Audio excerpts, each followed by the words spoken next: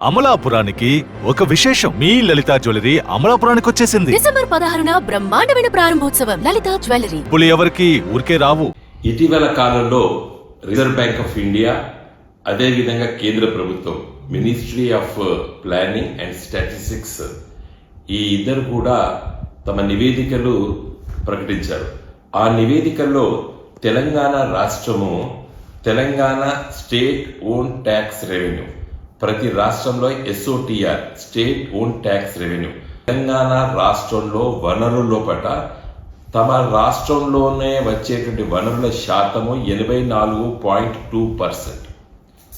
భారతదేశంలో 28 రాష్ట్రాల మొదటి రాష్ట్రం హర్యానా 86%.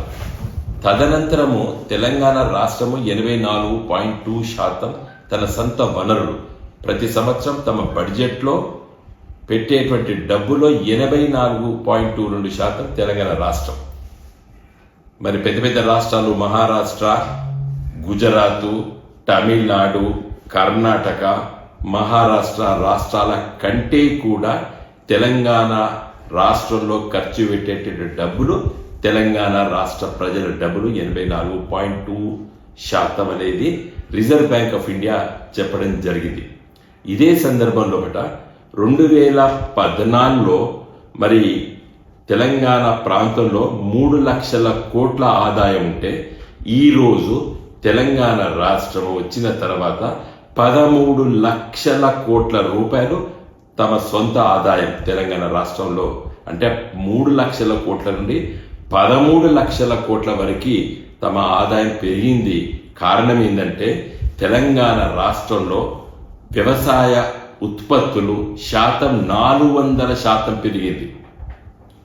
తెలంగాణ రాష్ట్రంలో వరి ధాన్యం కానివ్వండి, పత్తి కానివ్వండి, లేకపోతే మొక్కజొన్నలు కానివ్వండి, ఇతర పంటలు, వాణిజ్య పంటలతో సహా చూస్తే 400% ఉత్పత్తులు పెరిగినాయి.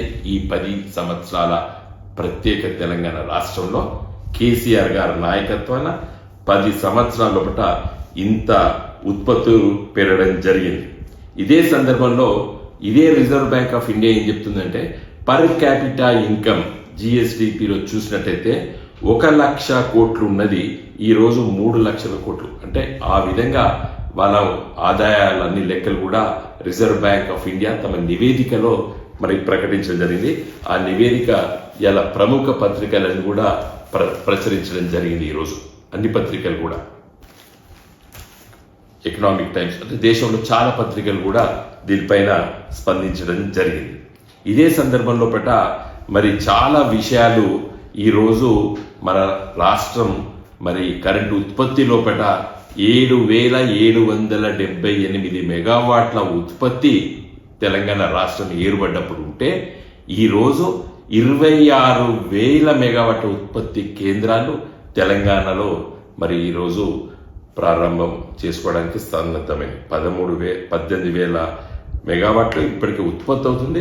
26,000 మెగావాట్ల ఉత్పత్తి స్థాయికి తెలంగాణ రాష్ట్రాన్ని గౌరవనీయులు కేసీఆర్ గారి నాయకత్వాన ఈ 10 సంవత్సరాల తెలంగాణ అభివృద్ధి, కరెంటు మరి 400 kV సబ్స్టేషన్స్ కానివ్వండి, ఇంకా అవన్నీ కూడా లెక్కలు తీస్తే చాలా పెద్ద లెక్కలు ఉన్నాయి.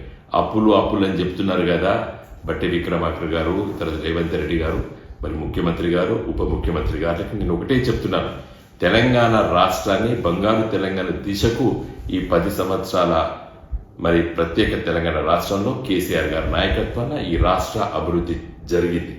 అప్పుల గురించి కూడా చాలా విషయాలు చెప్తున్నారు. ఇంత అప్పు జరిగింది, అంత అప్పు జరిగింది అని చెప్పి. ఈ అప్పులు కూడా దాదాపు కొన్ని అప్పులు 1 సంవత్సరంలో కట్టే అప్పులు ఉన్నాయి, 1 నుండి 5 సంవత్సరాల వరకు కట్టే అప్పులు కొన్ని ఉన్నాయి, 5 నుండి 10 సంవత్సరాల వరకు కట్టే అప్పులు ఉన్నాయి, 10 ఏళ్ళ నుంచి 20 ఏళ్ల వరకు కట్టేటువంటి అప్పులు కూడా ఉన్నాయి. కేసీఆర్ గారి ప్రభుత్వం తీసుకున్న అప్పులు తెల్లారే కట్టేది కాదు. ఇప్పుడు కట్టేటువంటి అప్పులు కూడా కాంగ్రెస్ పార్టీ 10 సంవత్సరాల క్రితం చంద్రబాబు నాయుడు గారు తీసుకున్న అప్పులు కట్టవలసింది. కేసీఆర్ గారు తీసుకున్న అప్పులు ఇంకా 5 ఏళ్ళు 10 ఏళ్ల తర్వాత కట్టవలసిన అవసరం ఉన్నది.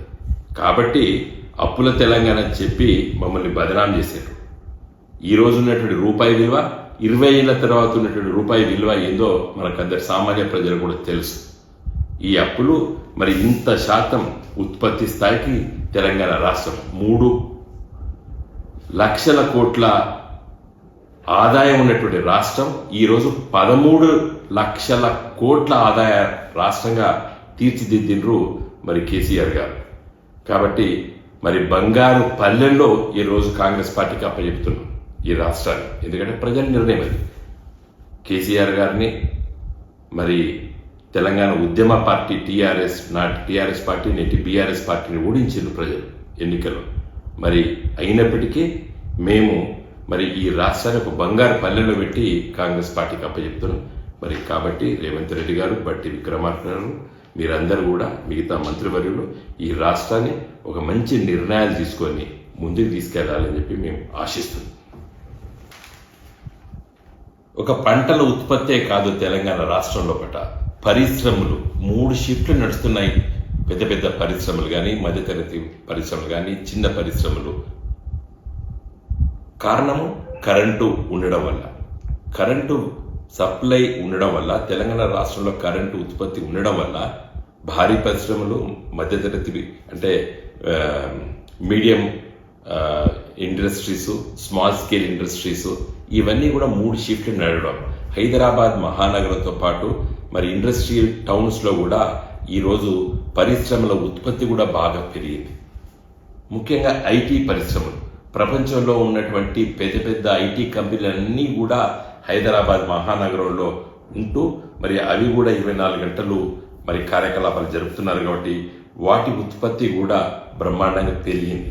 అంటే తెలంగాణ రాష్ట్రంలో అటు వ్యవసాయము, ఇటు పరిశ్రమలు, ఈ 2 కూడా బ్రహ్మాండంగా అభివృద్ధి ఈ తెలంగాణ రాష్ట్రంలో గత 10 సంవత్సరాలు జరిగింది. కాబట్టి ఇంత గొప్ప ఆదాయం ఇవాళ తెలంగాణ రాష్ట్ర ప్రభుత్వానికి వస్తున్నది.